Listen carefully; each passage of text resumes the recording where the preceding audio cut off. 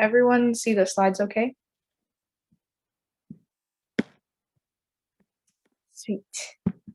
Okay, so this week we'll be looking into sleep and memories. So I'm just gonna get right into it and let's start with some basic terms, okay? Circadian rhythms. Circadian rhythms are 24-hour cycles that are part of the body's internal clock, running in the background to carry out essential functions and processes. One of the most important and well-known circadian rhythms is the sleep and wake cycle. Most of you have probably heard of this. Give me a second.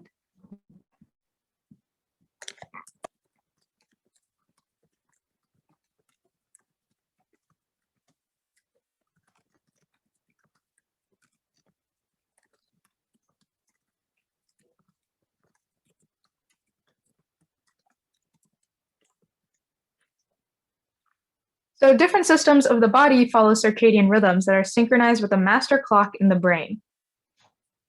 So this master clock is directly influenced by environmental cues, especially light, which is why circadian rhythms are tied to the cycle of day and night. When properly aligned, a circadian rhythm can promote consistent and restorative sleep, but when the circadian rhythm is thrown off, it can create significant sleeping problems like insomnia. When people talk about circadian rhythm, it's most often in the context of sleep, which is what we're going to be talking about today. The sleep-wake cycle is one of the most clear and critical examples of the importance of circadian rhythms. So during the day, light exposure causes the master clock to send signals that generate alertness, which is why when you're more awake in the day, you keep getting more and more alert. And this helps us keep awake and active. And as night falls, the master clock initiates the production of melatonin, a hormone that promotes sleep. And then that keeps transmitting signals that help us stay asleep throughout the night. This way, our circadian rhythm aligns our sleep and wakefulness with the day and night cycle to create a stable cycle of restorative rest that enables the increased daytime activity. Hey, what if you took melatonin during the day? Huh? Like, what if you took melatonin during the day? Would it mess up your cycle? It would mess up your cycle slightly, so it would probably make you like take a nap earlier or something like that, but it doesn't fully like mess up the cycle unless you keep consistently taking it in the day. Does that make sense? Yeah. Sweet. Any other questions? All right, I'm going to keep moving on. So electrical activity in the brain is measured by electroencephalography in EEG. That's kind of hard to say. This measure is used because EEG signals associated with being awake are different from those found during sleep, which is why this is used for measuring sleep. And also, the different stages of sleep can be measured using an EEG. And so this test detects abnormalities in your brain waves or in electrical activity of your brain. During the procedure, electrodes consisting of small metal discs with thin wires are pasted onto your scalp. And so these electrodes detect tiny electrical charges that result from the activity of your brain cells. And the charges are amplified and appear as a graph on a computer screen or as a recording that may be printed out on paper.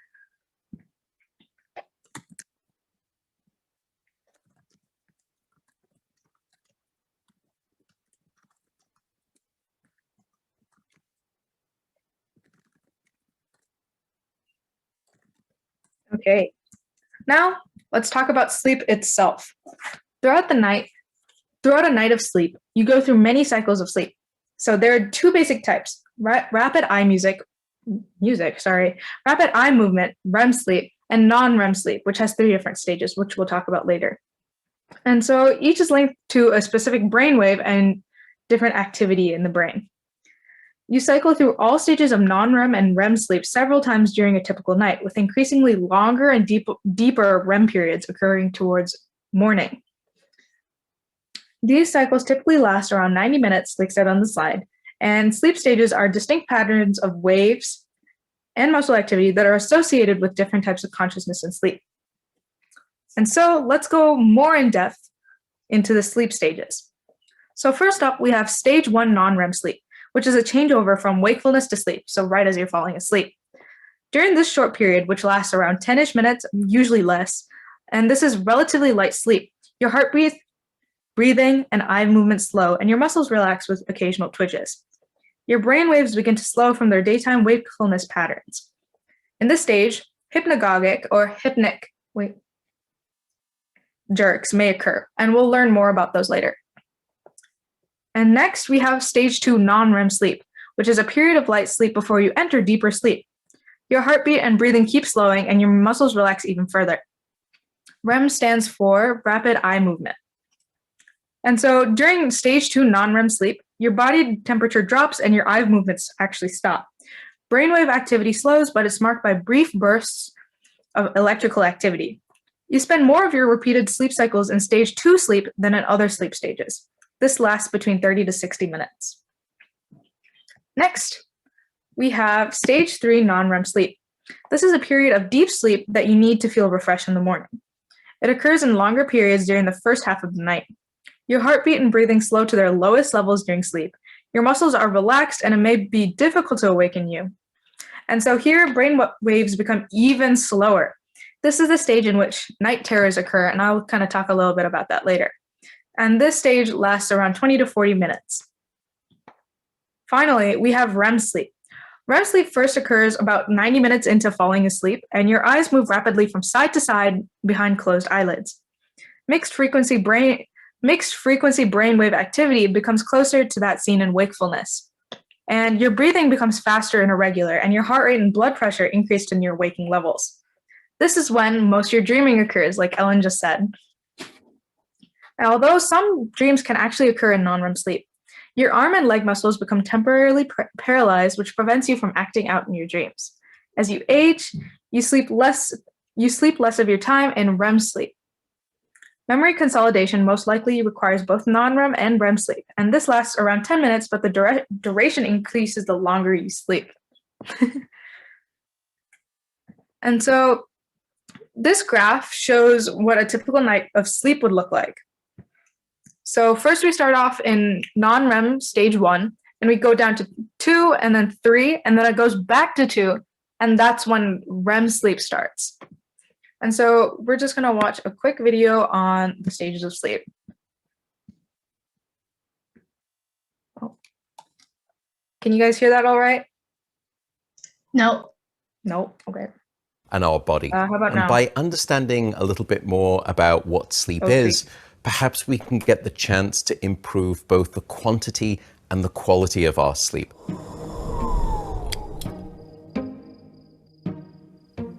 So exactly what is sleep? Well, sleep, at least in human beings, is subdivided into 2 main types. On the one hand, we have non-rapid eye movement sleep, or non-REM sleep for short. But on the other hand, we have rapid eye movement sleep, or REM sleep. And non-REM sleep has been further subdivided into 4 separate stages, unimaginatively called stages 1 through 4, increasing in their depth of sleep.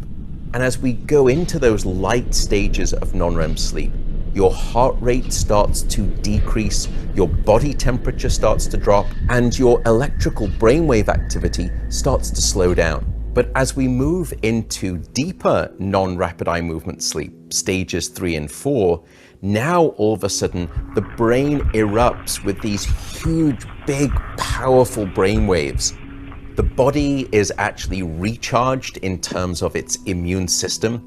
We also get this beautiful overhaul of our cardiovascular system.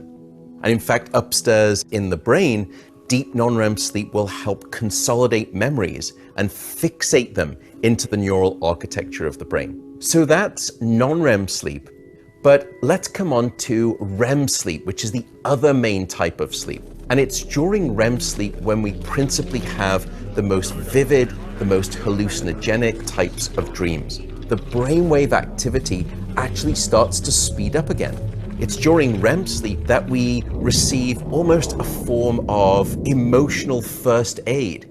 And it's also during REM sleep where we get a boost for creativity, that it stitches information together so that we wake up with solutions to previously difficult problems that we were facing. coming back to these two types of sleep, it turns out that non-REM and REM will play out in a battle for brain domination throughout the night. And that cerebral war is going to be won and lost every 90 minutes, and then it's going to be replayed every 90 minutes. And what this produces is a standard cycling architecture of human sleep, a standard 90-minute cycle. But what's different, however, is that the ratio of non-REM to REM within those 90-minute cycles changes as we move across the night, such that in the first half of the night, the majority of those 90-minute cycles are comprised of lots of deep non-REM sleep, particularly stages 3 and 4 of non-REM sleep. But as we push through to the second half of the night, now that seesaw balance actually shifts over. And instead, most of those 90-minute cycles are comprised of a lot more rapid eye movement sleep or dream sleep, as well as stage 2 non-REM sleep, that lighter form of non-REM sleep. And it turns out that there are implications for understanding how sleep is structured in this way. Let's take someone who typically goes to bed at 10 p.m. and they wake up at 6 a.m. So they have an 8-hour sleep window. But this morning, they have to wake up early for an early morning meeting, or they want to get a jump start on the day to get to the gym. And as a consequence, they have to wake up at 4 a.m. in the morning rather than 6 a.m. in the morning. How much sleep have they actually lost? 2 hours out of an 8-hour night of sleep means that they've lost 25% of their sleep. That's horrible. Yes and no. They have lost 25% of all of their sleep, but because REM sleep comes mostly in the second half of the night, and particularly in those last few hours, they may have lost perhaps 50, 60, maybe even 70% of all of their REM sleep. So there are real consequences to understanding what sleep is and how sleep is structured.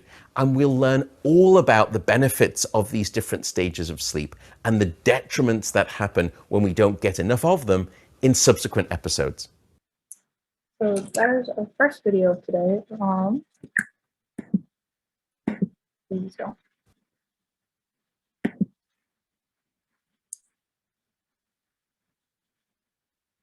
Okay. Sleep is Okay, perhaps let's keep going. Yes, there is a Kahoot.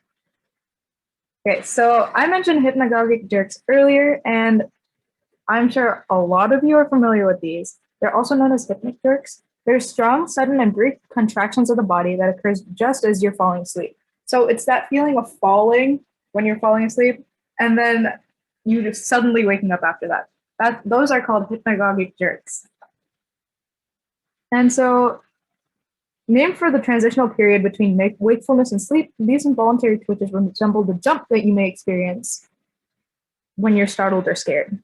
And so hypnagogic jerks are actually really common. So up to 70% of individuals experience these contractions. However, not every one of these moments will force you awake. And so you probably sleep through many of them. Again, typically these happen in non-REM stage 1 sleep. So now let's quickly go through some sleep disorders. Oh, me too. So first up, we have insomnia. And so insomnia is characterized by the recurring difficulty to fall or remain asleep despite motivation and need to do so. People with insomnia also experience excessive daytime sleepiness and other cognitive impairments while they are awake. Insomnia is considered a chronic condition when patients exhibit symptoms at least 3 times per week for at least 3 months. And so based on recent statistics, up to 1/3 of adults live with some form of insomnia, which is crazy. Next, we have narcolepsy. And so narcolepsy is a sleep disorder that makes people feel excessively tired during the day despite getting an adequate amount of rest the previous night. And so this can lead to the irrepressible urge to sleep, culminating in sleep attacks that typically last for a few minutes. Over time, narcolepsy can also cause sleep onset and sleep maintenance problems. So if any of you have read, The Mysterious Benedict Society, one of the characters has narcolepsy. Oh yeah, I saw that. Yeah. And then next, you have sleep apnea. And so sleep apnea is a common sleep-related breathing disorder that occurs due to a blockage in the upper airway. People with this condition often wake up choking or gasping for air, and so heavy snoring is also a common symptom. Like other sleep disorders, sleep apnea can cause excessive daytime sleepiness and fatigue, as well as various cognitive impairments. And so night terrors and sleepwalking/talking are also considered sleep disorders. Does anyone have any questions about any of these?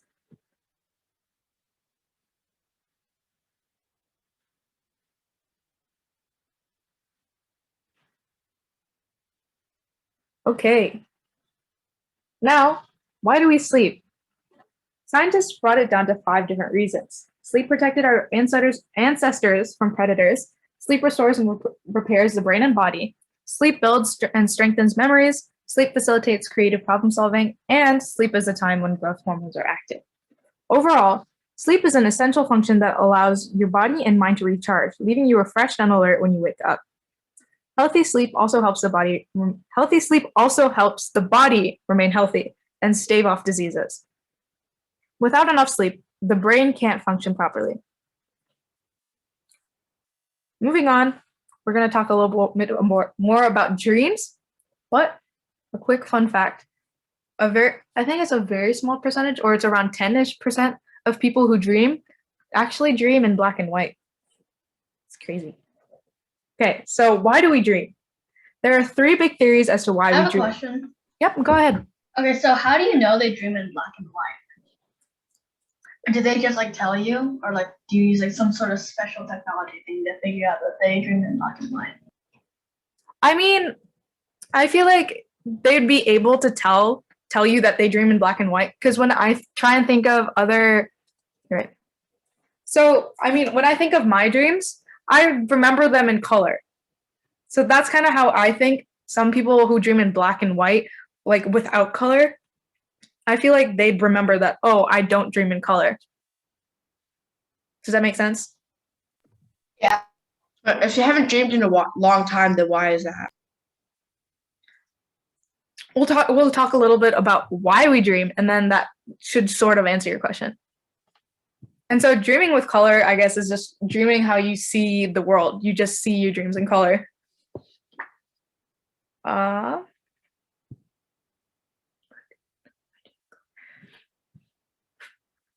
mean, you might not know because you might not have dreamed recently, I guess, but it's kind of a fun fact. Okay. Oh, well then, I don't know. Okay, moving on. Why do we dream? Recently, I guess like last night. Why do we dream? So there are 3 big theories as to why we dream. So the information processing theory says that dreams function as a reflection of a person's real life, incorporating conscious experiences into their dreams, such as like what you did that day. Rather than a straightforward replay of their waking life, dreams show up as a patchwork of memory fragments. So that could be one reason why we dream, to help us sort out our memories of that day. In the continual activation theory, we dream to keep the brain active while we sleep in order to keep it functioning properly.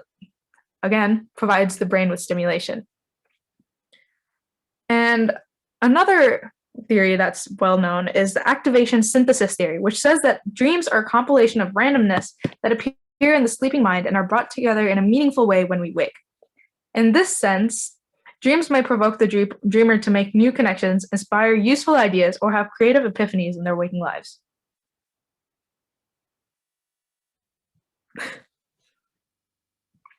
Okay, so now here's another video about why we dream.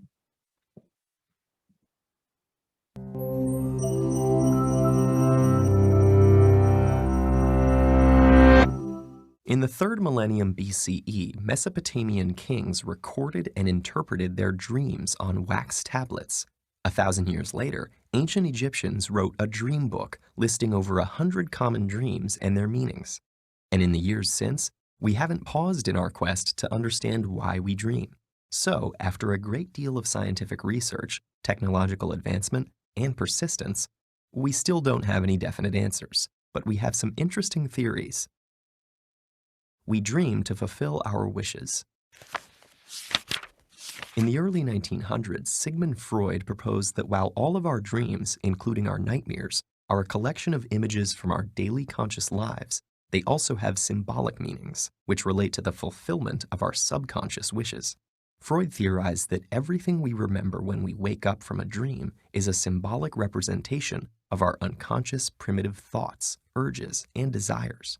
Freud believed that by analyzing those remembered elements, the unconscious content would be revealed to our conscious mind, and psychological issues stemming from its repression could be addressed and resolved. We dream to remember. To increase performance on certain mental tasks, sleep is good, but dreaming while sleeping is better. In 2010, researchers found that subjects were much better at getting through a complex 3D maze if they had napped and dreamed of the maze prior to their second attempt. In fact, they were up to 10 times better at it than those who only thought of the maze while awake between attempts, and those who napped but did not dream about the maze. Researchers theorize that certain memory processes can happen only when we are asleep, and our dreams are a signal that these processes are taking place. We dream to forget. There are about 10,000 trillion neural connections within the architecture of your brain. They are created by everything you think and everything you do. A 1983 neurobiological theory of dreaming called reverse learning holds that while sleeping, and mainly during REM sleep cycles, your neocortex reviews these neural connections and dumps the unnecessary ones. Without this unlearning process, which results in your dreams, your brain could be overrun by useless connections, and parasitic thoughts could disrupt the necessary thinking you need to do while you're awake. We dream to keep our brains working. The continual activation theory proposes that your dreams result from your brain's need to constantly consolidate and create long-term memories in order to function properly. So when external input falls below a certain level, like when you're asleep, your brain automatically triggers the generation of data from its memory storages, which appear to you in the form of the thoughts and feelings you experience in your dreams. In other words, your dreams might be a random screensaver your brain turns on so it doesn't completely shut down. We dream to rehearse. Dreams involving dangerous and threatening situations are very common, and the primitive instinct rehearsal theory holds that the content of a dream is significant to its purpose. Whether it's an anxiety-filled night of being chased through the woods by a bear or fighting off a ninja in a dark alley, these dreams allow you to practice your fight or flight instincts and keep them sharp and dependable in case you'll need them in real life. But it doesn't always have to be unpleasant. For instance, dreams about your attractive neighbor could actually give your reproductive instinct some practice too. We dream to heal. Stress neurotransmitters in the brain are much less active during the REM stage of sleep, even during dreams of traumatic experiences, leading some researchers to theorize that one purpose of dreaming is to take the edge off painful experiences to allow for psychological healing. Reviewing traumatic events in your dreams with less mental stress may grant you a clearer perspective and an enhanced ability to process them in psychologically healthy ways. People with certain mood disorders and PTSD often have difficulty sleeping, leading some scientists to believe that lack of dreaming may be a contributing factor to their illnesses. We dream to solve problems. Unconstrained by reality and the rules of conventional logic, in your dreams your mind can create limitless scenarios to help you grasp problems and formulate solutions that you may not consider while awake. John Steinbeck called it the committee of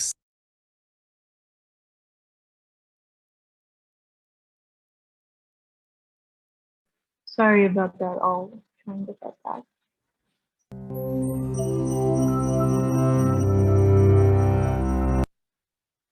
believe that lack of dreaming, reality, and the rules of conventional logic. In your dreams, your mind can create limitless scenarios to help you grasp problems and formulate solutions that you may not consider while awake. John Steinbeck called it the committee of sleep, and research has demonstrated the effectiveness of dreaming on problem solving. It's also how renowned chemist August Kekule discovered the structure of the benzene molecule, and it's the reason that sometimes the best solution for a problem is to sleep on it. And those are just a few of the more prominent theories. As technology increases our capability for understanding the brain, it's possible that one day we will discover the definitive reason for them. But until that time arrives, we'll just have to keep on dreaming. Okay.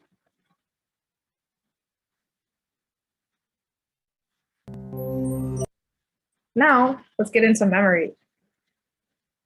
So, how does memory work? In simple terms, there are 3 steps: encoding, storage, and retrieval. So, encoding refers to the process through which information is learned. That is, how information is taken in, understood, and altered to better support storage. Information is usually encoded through one or more of the 4 methods: visual encoding, how something looks; acoustic encoding, how something sounds; semantic encoding, what something means; and finally tactile encoding, how something feels. While information typically enters a memory system through one of these modes, the form in which this information is stored may differ from its original form. Storage refers to how, where, how much, and how long encoded information is retained within the memory system. The model of memory, or storage, highlights the existence of 2 types of memory, which I'm sure you all are familiar with: short-term and long-term memory. Encoded information is first stored in short-term memory, and then, if need be, it is stored in long-term memory. Time and inattention may cause information stored in short-term memory to be forgotten. And this is because short-term memory only lasts between 15 and 30 seconds. Additionally, short-term memory only stores between 5 and 9 items of information, with 7 items being the average number. In this context, the term items refers to any piece of information. Long-term memory, however, has immense storage capacity, and information stored within long-term memory can be stored there indefinitely. Information that is encoded semantically is primarily stored in long-term memory. However, it also stores visually and acoustically encoded information. Once that information is stored within long-term or short-term memory, individuals need to recall or retrieve it to make use of said information. It's this retrieval process that often determines how well students perform on assignments designed to test recall. And now, retrieval is the process through which individuals access stored information. Due to their differences, information stored in short-term memory and long-term memory are retrieved differently. While short-term memory is retrieved in the order in which it's stored, for example, in a sequential list of numbers, long-term memory is retrieved through association. So, for example, remembering where someone parked their car by returning to the entrance through which you accessed it. And so there's 3 main ways of retrieval. So recall describes retrieving a memory without any additional clues, basically a fill in the blank. It's simply memorizing, remembering, drawing information out of memory banks, and using it. Recall can be improved through study habits and practices of learning. The most consistently that the mind is forced to recall information, the easier it becomes to retrieve it without effort. This is why some pieces of information, like your pet's name, are just automatic. You don't have to think about it, you simply remember. That information has been recalled so many times that the brain knows exactly where to go to find it. Memories retrieved through recognition are identified by the brain based on some external clue, so multiple choice. Basically, the mind recognizes that something is familiar and then is able to retrieve that memory based on that association. So imagine that you want to go back to a great little restaurant that you've once tried, but you can't really remember what it was called. So you take a drive down the street and look for a restaurant that looks familiar. You're trying to get your brain to recognize the physical appearance of the building. The memory is there in your mind, but it's incomplete. However, a visual clue will help fill it in. Sometimes, however, a memory has been too neglected for the brain to retrieve it. It can't be recalled, and even visual clues aren't enough to spark recognition. Still, there's a chance that the brain is aware of the existence of that memory, even if it can't find it. The mind knows that that information was once there. If this happens, then being exposed to the information again will prompt the process of relearning, so learning that information will be easier. Next are some ways that really help improve memory. And so that's effortful processing. And it's just as the name implies, learning or storing that requires attention and effort. So we have the capacity to remember lots of things without putting forth any effort. However, there are lots of times where we must practice, rehearse, and try to remember things. So when we engage in any technique to help remember information better, we are engaging in effortful processing. The strategies on the screen are some examples of effortful processing. And so these are basically, think of you studying for a test. That is you using effortful processing to improve your memory of the subject. So like an example of a mnemonic would be Holmes for remembering the Great Lakes. And so I'll just give you a minute maybe to write down whatever you'd like from this slide.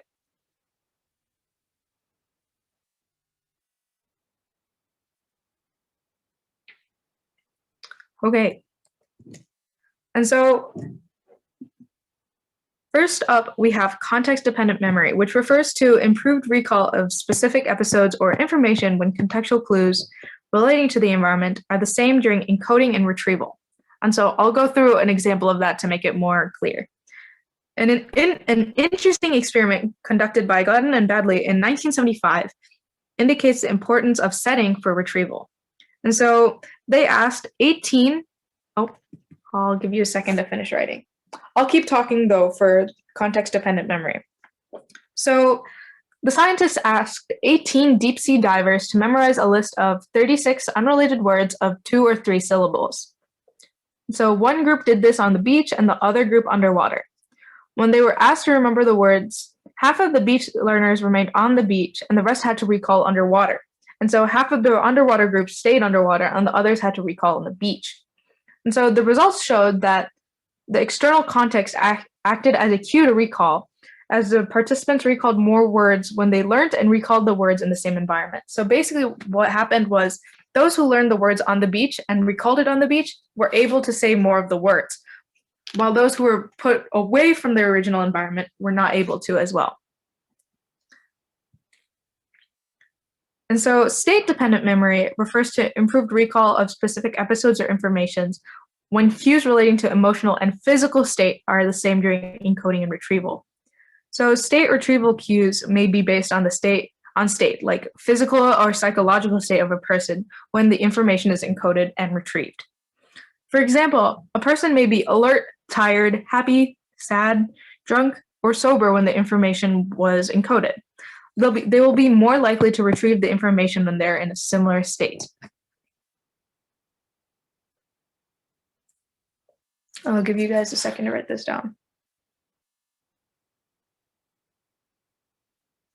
Just a random question. How many of you guys actually write down your dreams? I only write down my interesting ones. No. I just kind of remember them because I'm kind of I just remember them. I have a friend who likes hearing like the dreams I have because they're kind of crazy. So I have a note on my phone that just has the interesting dreams that I get. My dreams, I remember my dreams because they're traumatic. Uh-oh. Well, that's not fun. Okay. Let's move on to the next slide, and then there'll be another video, and then we'll have a Kahoot.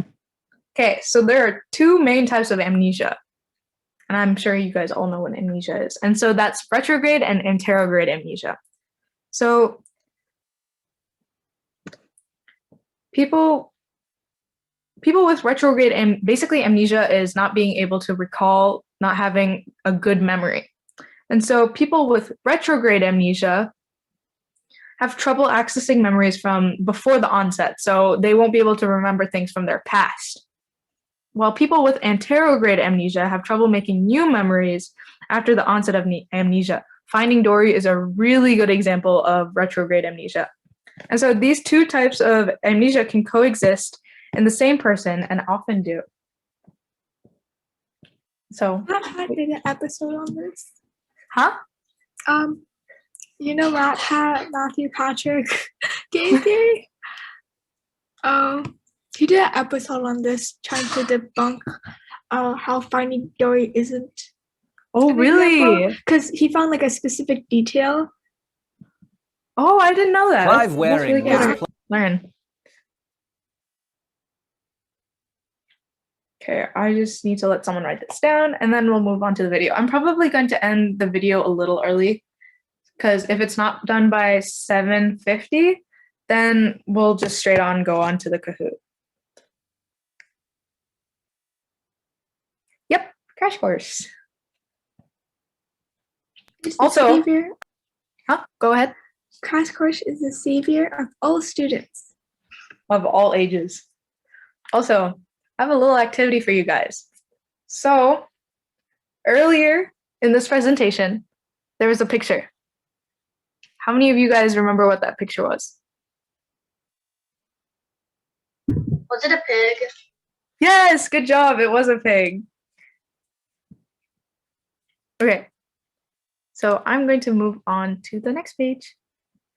Okay, so Clive Waring I might was end this a playing little the early. piano alone in his room. When his wife came into the room, he immediately leapt up and embraced her with joyful enthusiasm. A minute later, she slipped out to grab a glass of water, and when she returned, he gave her that same bright greeting as if she'd been gone for days. And then he did it again and again. Clive was an accomplished London musician until in 1985, at the age of 47, he contracted a rare herpes encephalitis virus that ravaged his central nervous system. Since then, he's been unable to remember almost any of his past or to make new memories. His wife is the only person he recognizes, but he can never recall the last time he saw her. This may be the most profound case of extreme and chronic amnesia ever recorded. Our memory helps make us who we are, whether recognizing loved ones, recalling past joys, or just remembering how to walk and talk and fry an egg.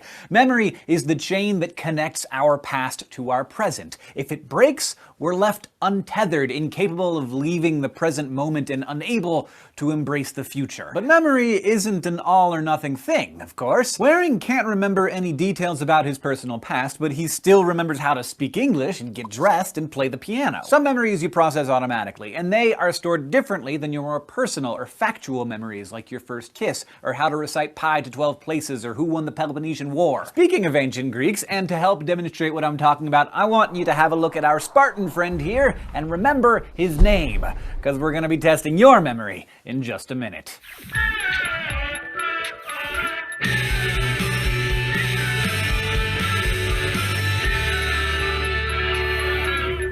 Technically, memory is learning that has persisted over time, information that has been stored and in many cases can be recalled. Except of course during the exam, our memories are typically accessed in 3 different ways: through recall, recognition, and relearning. And if you think about all the different kinds of tests you've taken in school, they're all actually designed to size up how you access stored information in these ways. Like recall is how you reach back into your mind and bring up information just as you do in fill-in-the-blank tests. So if I say blank is the capital of Greece, your brain hopefully would just recall the answer as Athens. Recognition, meanwhile, is more like the multiple choice test. You only need to identify old information when presented with it, as in which of the following was not an ancient city in Greece: Athens, Marathon, Pompeii, or Sparta. And relearning is sort of like refreshing or reinforcing old information. So when you study for a final exam, you relearn things you half forgot more easily than you did when you were first learning them.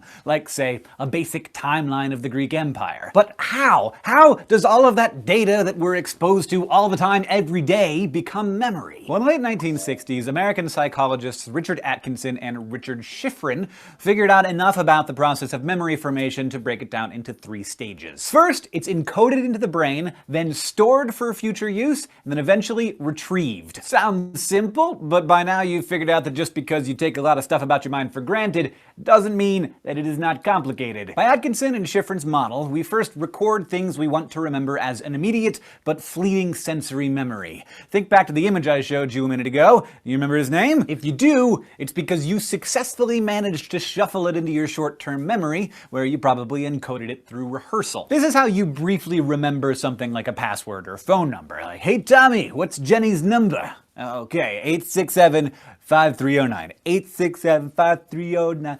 867-53. You're getting it in your head there. Or in this case, I told you to remember that guy's name. Maybe you were thinking Leonidas repeatedly over and over, even if you didn't think you were doing it. But this information really only stays in your short-term memory for under 30 seconds without a lot of rehearsal. So if you weren't repeating Leonidas, you probably have forgotten it already. Because your mind, amazing as it is, can really only hold between 4 and 7 distinct bits of information at a time, at which point the memory either decays or it gets transferred into long-term memory. Long-term memory is your brain's like durable and ridiculously spacious storage unit holding all of your knowledge, skills, and experiences. Now, since the days of Atkinson and Shiffrin, psychologists have recognized that the classical definition of short-term memory didn't really capture all of the processes involved in the transfer of information to your long-term memory. I mean, it's more than being able to just remember some Greek guy's name. So later generations of psychologists revisited the whole idea of short-term memory and updated it to the more comprehensive concept of working memory. Working memory involves all the ways that we take short-term information and stash it in our long-term stores, and increasingly we think of it as involving both explicit and implicit processes. When we store information consciously and actively, that's an explicit process. We make the most of this aspect of working memory when we study, for instance, so that we can know that Athens is the capital of Greece and that Pompeii was a Roman town and not a Greek one. This is how we capture facts and knowledge that we think we're going to need. Like I told you specifically to remember Leonidas' name, you concentrated on that detail and filed it away, if briefly. But of course we're not conscious of every tiny thing that we take in, yet our working memory often transfers stuff we're not aware of to long-term storage. We call that an implicit process, the kind you don't have to actively concentrate on. A good example might be classically conditioned associations, like if you get all sweaty and nervous at the dentist because you had a root canal last year. You don't need to pull up that file on the last time you got your face drilled on to think, oh, oral surgery, not my favorite.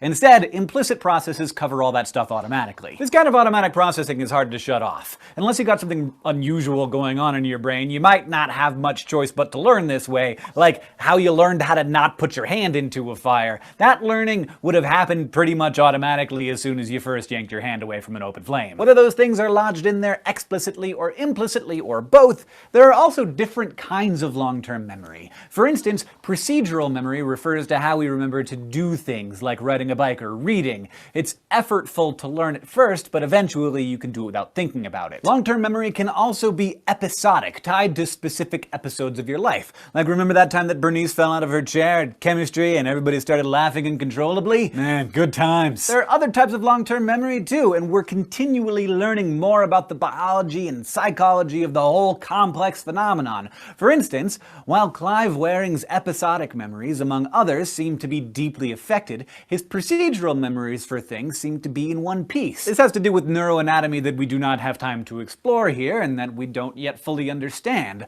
Waring and others have a lot to teach us about the different types of long-term memory storage. Now, for healthy memories, there are lots of little tricks you can use to help remember information. Mnemonics, for one, help with memorization, and I'm sure you know a few that take the form of acronyms. Roy G. Biv for the colors of the rainbow, for instance. Mnemonics work in part by organizing items into familiar, manageable units in a process called chunking. For example, it may be hard to recall a 7-digit number, but it'll be easier to commit to memory in the rhythm of a phone number, 867-5309, or you could just write a song about it. Strategies like mnemonics and chunking can help you with explicit processes, but how well you retain your data can depend on how deep you dig through the different levels of processing.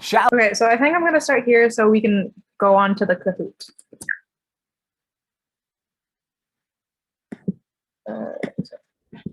Shallow processing. Okay. Cool. Ah.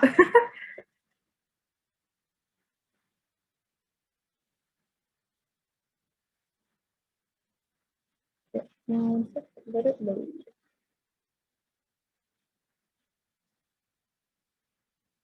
Okay, so this might take a little bit. Doing some loading.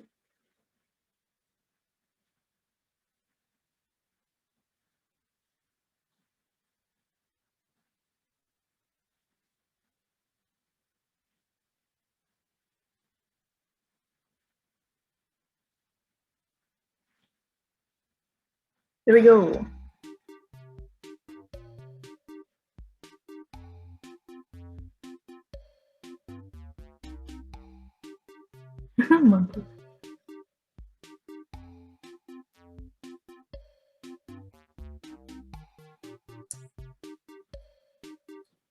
Definitely right person, wrong time.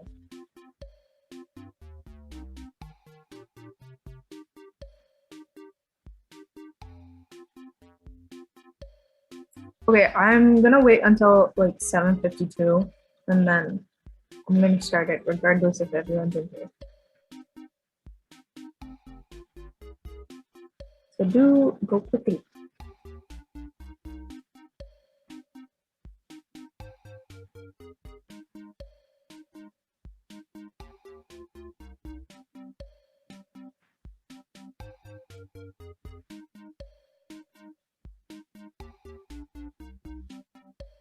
"15 seconds."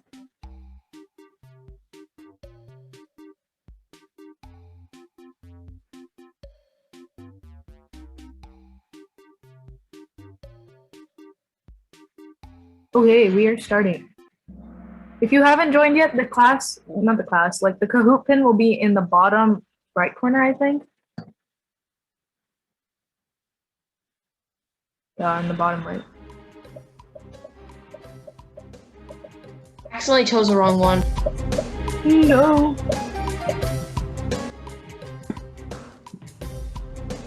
Oh, is it too loud? Sorry. Is it better now? Sweet. So majority of y'all got it right. It is REM sleep. Accidentally chose the wrong one. No. Okay. Chance to redeem yourself.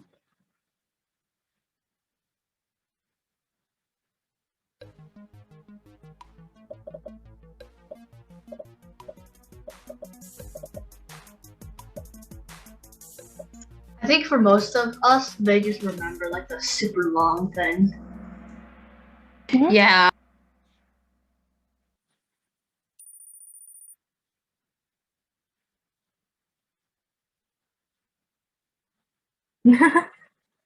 I'd definitely say enemies for that one.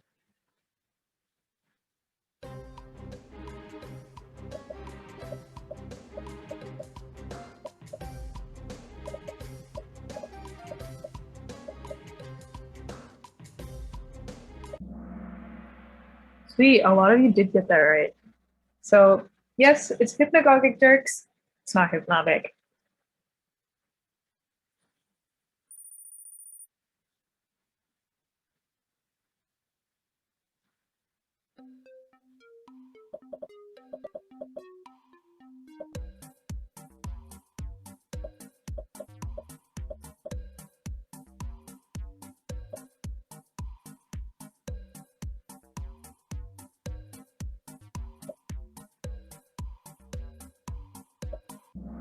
Who chose cricket rhythms? Anyway, you guys know this. Get rid of those. Lol.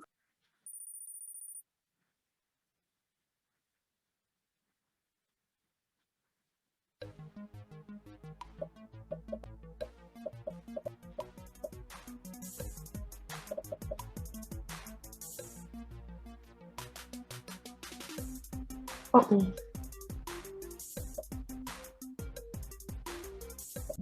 Oh, wow, that was a doozy.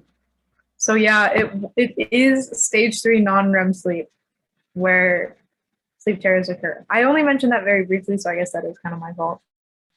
So I loading. didn't even hear you. I literally just guessed. Oh no.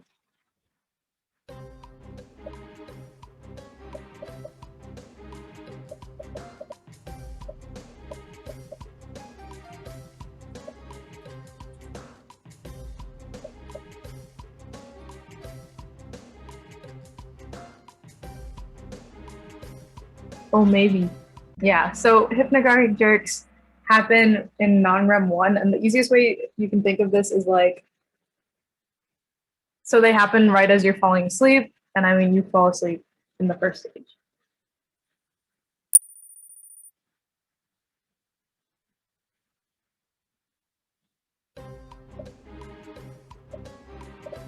So there's 2 right answers on this one. Sometimes it is fun to sleep. I mean, fair enough, but but it's not like a reason why we have to sleep, I guess. Maybe I should have made blue right as well.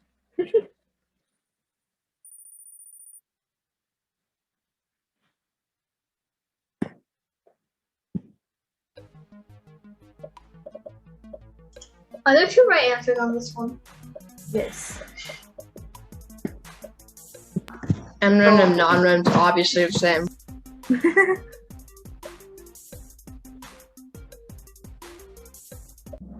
Oh no, who clicked Who rem? picked Rem? No.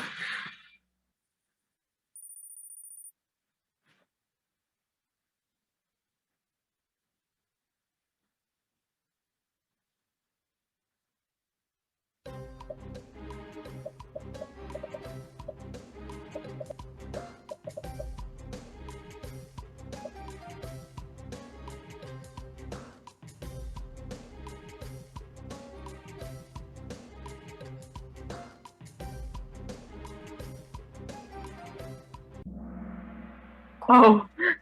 Well, it's not retrieval. Because I mean, usually you're not supposed to use like the word in the definition. So I guess I kind of gave that away.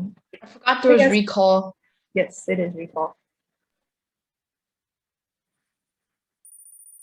Ooh, shit.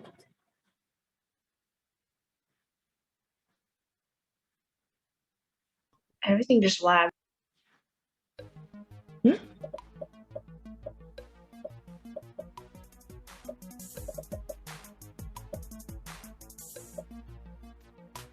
Misclick.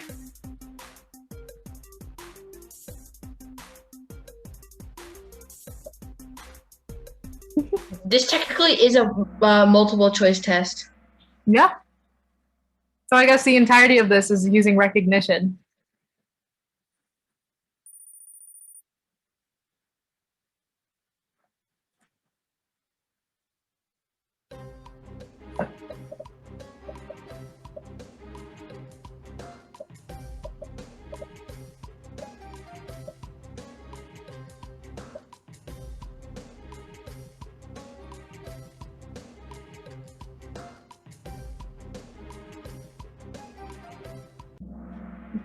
So yes, this is retrieval.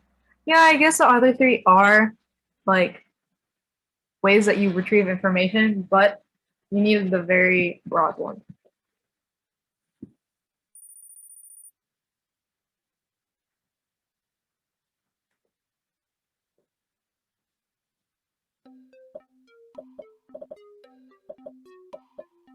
What's the question? Oh, is this true or false? This statement. Yeah, but what like this? What is the question? It's lagging. Oh, it's retrograde amnesia means that you can't form new memories. So, I had to guess because I couldn't see it. oh, that's unfortunate. So, the way you think about this is retrograde. Retro means old. So, retrograde amnesia is when you can't remember old memories.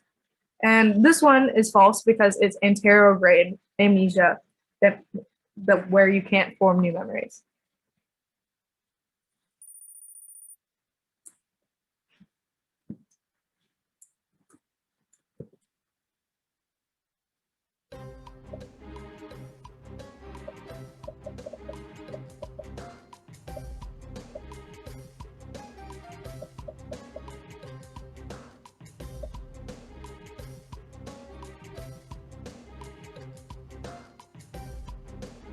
No, why do you keep misclicking?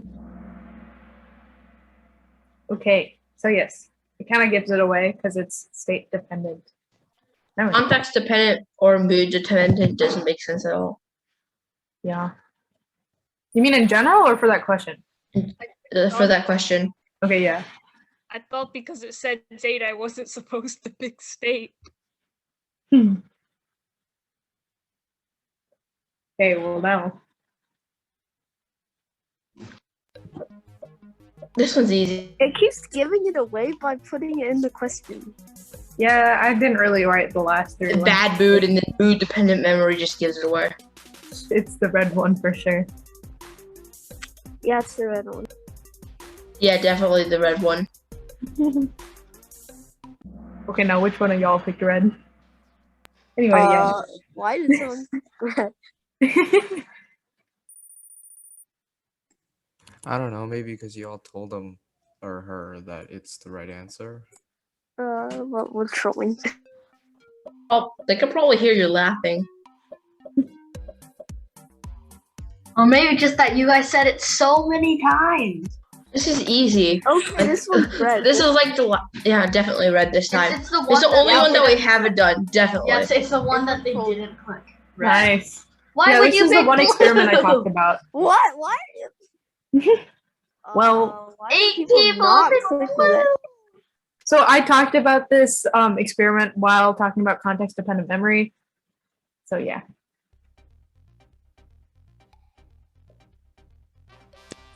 I kept misclicking and that caused me to lose. Wow. Oh no. Ooh, 14 out of 15.